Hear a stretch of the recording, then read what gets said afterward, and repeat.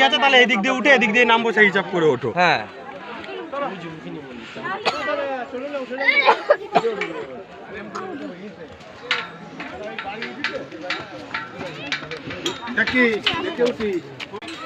যেটি চিন্তা করতে হবে না, যেটি ঠিক আস্তে আস্তে টুকটুক করে কচ্ছপের বাচ্চা মতো উঠে যাবে।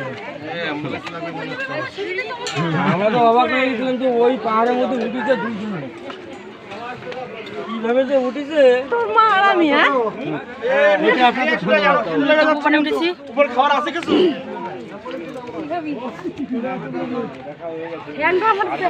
ওইখানে অটো একটু কম ছিল, আবার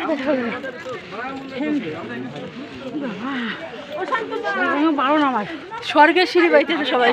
এই সব জায়গা দাঁড়িয়ে দারুণ লাগে দেখতে, অপূর্ব। দেখো আমাদের জেঠি